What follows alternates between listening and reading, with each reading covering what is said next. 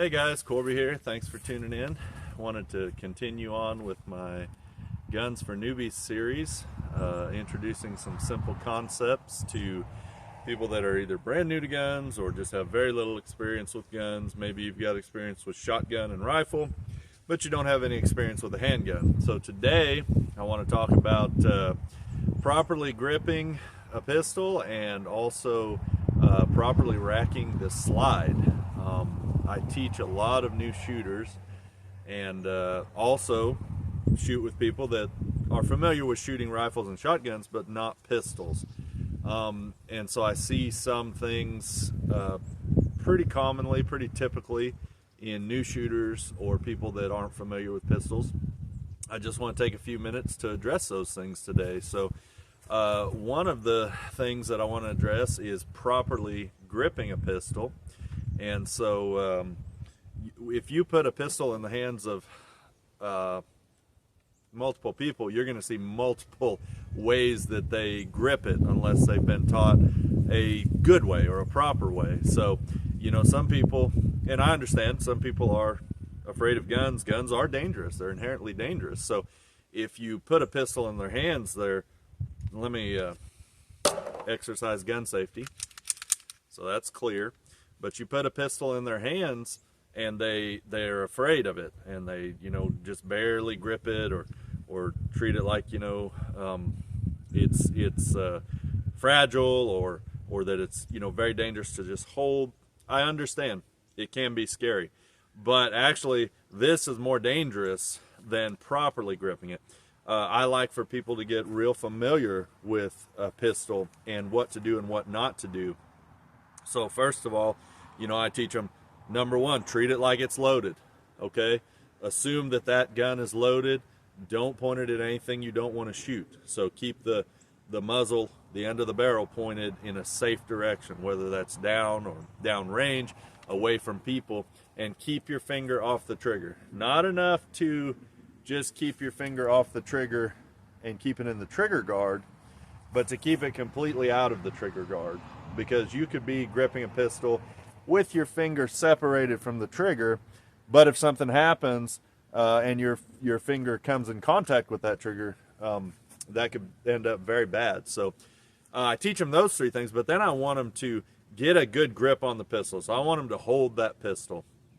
I generally have a pistol in my hand at least once a day, and I try to practice a good grip, drawing, dry firing, something every day, just getting used to having a pistol in my hand.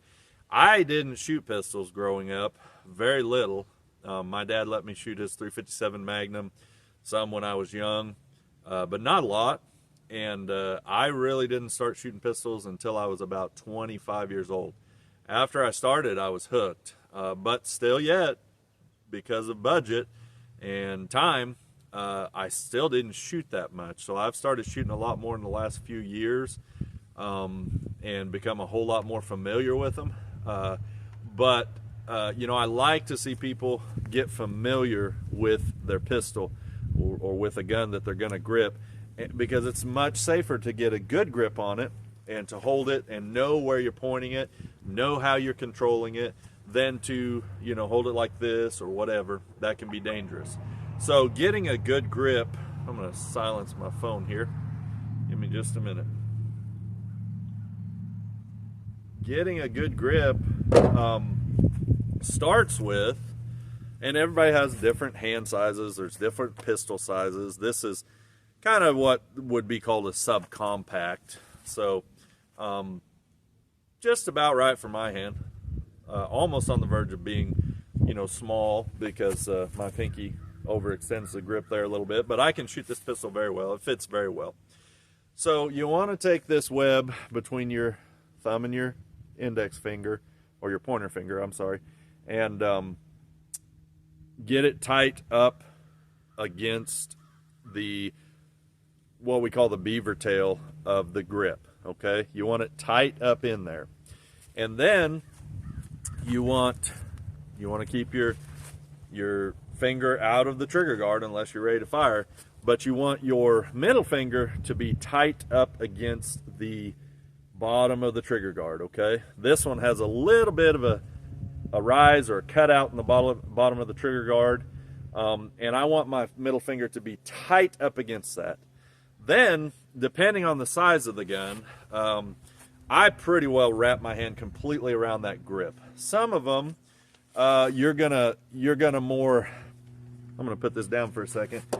You're gonna more pinch that grip between the ends of your fingers and the palm of your hand, while keeping the web of your fingers up tight against the beaver tail. Some of them you're gonna pinch that way because depending on the size of your hand, the size of the gun, but you don't want it gripped in a way where it's twisted in your hand. So this one fits my hand really well, you can see, and I can wrap my fingers all the way around. Some pistols I might put my fingers like this on the front of the grip. So that's going to establish a good strong hand grip, your primary hand.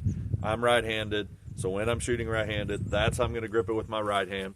And just so you know, there's no one behind this camera. It's a tripod. It's safe. The pistol's been cleared, so I'm not pointing it at anyone. But then we're going to add our support hand. That's a lot of times where things get funky. Now, if you can get someone to establish a good grip with their primary hand, a lot of times they don't know what to do with their support hand. You're going to see a lot of this stuff, and it comes from movies, TV, and just the natural tendencies of people when they pick up a pistol. A teacup grip. Am I saying that you can't shoot accurately like this? No, I'm not saying that. I'm just saying that that, in my opinion, is not a great grip, and it doesn't give you the best amount of control. On a gun like this, which is a 22 caliber, has little to no recoil, you're not going to have much problem. You could do this, and you could probably be fine. But on a gun with more recoil, such as a 9mm, we're clear. And this is a subcompact 9mm, so more recoil. So you want to establish a good grip on it, because every time you pull that trigger, the barrel's going to rise. It's going to kick back into your hand. It's going to snap back. And so the better your grip is on that pistol, the quicker you can return it to get a good sight picture and to fire quickly. So with your support hand, I'm going to put this mag in here so I can grip it correctly. I'm going to establish a good grip with my strong hand, with my primary hand. And then with my support hand, what I normally do, and especially on this pistol, is I'll take this finger, top of this finger right here, between my first knuckle and the first joint, and put it right up against that trigger guard, good and tight there. I'll place my thumb either up here on the slide or down here on the frame. This one actually has a little indentation where you can put your thumb. Sometimes I'll ride it a little higher, it just depends. And then I'm going to rest this thumb on top of my support hand thumb, okay? Now, something important, you don't want to get your hand up above that slide. Why? Because when you fire, that slide comes back at a very high rate of speed, just like that. And it will bite you. I've done that before with some of my pistols, and taken a little skin off there, gotten a little cut. It's not the worst thing in the world, but you don't want to do it, and it can cause your gun to jam. If that slide doesn't come all the way back and go all the way forward, it might not go into what they call battery, which means it's all the way forward, seated against the chamber with the cartridge, so the firing pin can hit the cartridge. You don't want to get any of your fingers above that. So sometimes I'll see new pistol shooters grab it and then put this thumb back here. Of course, if I'm watching them, I always stop them from doing that, because you don't want that thumb there. You want to establish a good grip here, two hands, tight against the frame, and grip it tight. Okay, now you're not forcing it so much that you're shaking, and you know, you're not going to be able to shoot well that way, but you're putting a good grip on it. So I squeeze pretty tightly with my support hand. These fingers here, I'm squeezing pretty hard against this hand, and with these thumbs, this thumb I'm pressing pretty hard against the frame or the slide. It depends on the pistol I'm shooting. And trying to maintain a good grip. Now my trigger finger, when it goes on the trigger, it's pretty soft work. So I'm not jerking that trigger like this necessarily. I am pulling that trigger straight back as smoothly as possible, so as not to throw off my shot.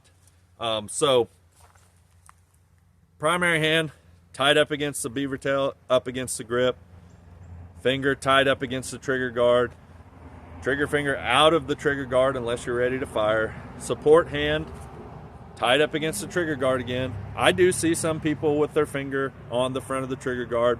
I'm not opposed to that. Sometimes I catch myself doing that in certain situations, but I prefer it here personally.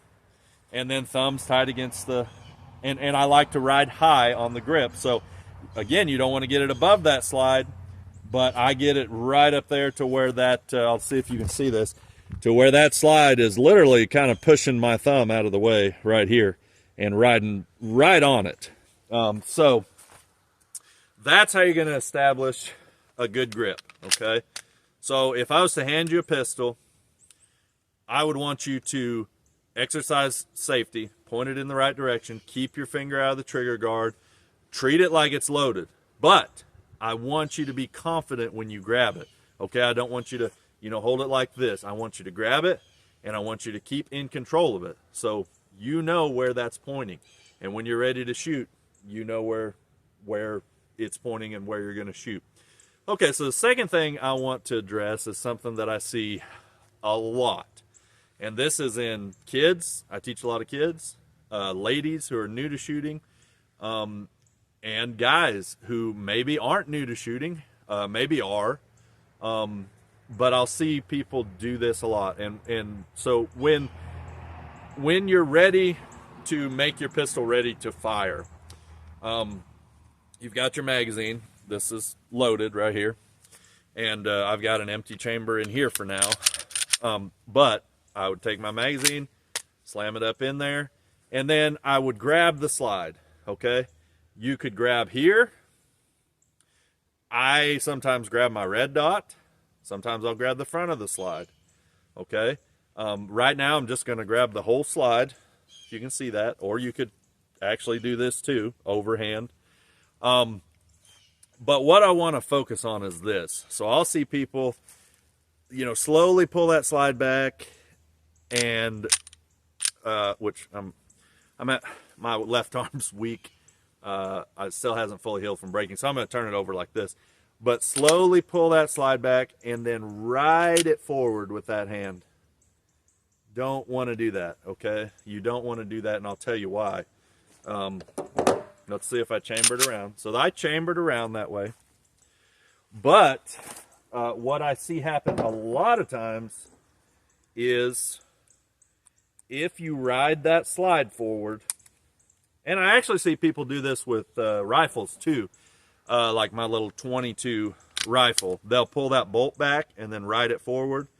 That bolt needs to come back, and you need to let it go so it can slam forward. Same with the slide, okay? It needs that energy to push that bullet up and out of the magazine, up the feeding ramp, and into the chamber. And to make sure that the slide goes all the way forward and into what we call battery. So that's when it's all the way forward, everything's engaged, it's ready to fire. A lot of times if someone grabs it and just works it this way, I'm trying to give you a good example. Sometimes, and I'm having to hold this because it's still wanting to go into battery, but they won't get the slide all the way forward and it's out of battery. And a pistol shouldn't fire when it's out of battery. Most of them will not. Sometimes they malfunction and do, but that can be a problem. Obviously, if your gun doesn't fire when you want it to, that's a problem. So how do you remedy that? Well, I'm going to show you. Let me clear that again. So there's a few different ways. So one is if the slide locks back. So if I shoot that magazine to empty, this pistol, the slide will lock back as long as everything's working properly like this. So then I can take a new mag, slam it up in there, and I have a few options to engage it. I can either use the slide release button right here, the slide catch, and I can do that like this, which I would normally just do it with my thumb. And that lets it go forward at full force and engage into battery, and it's ready to fire.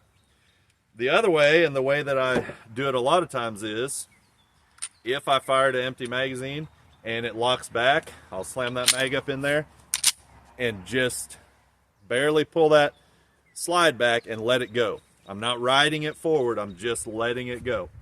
So let me clear this again.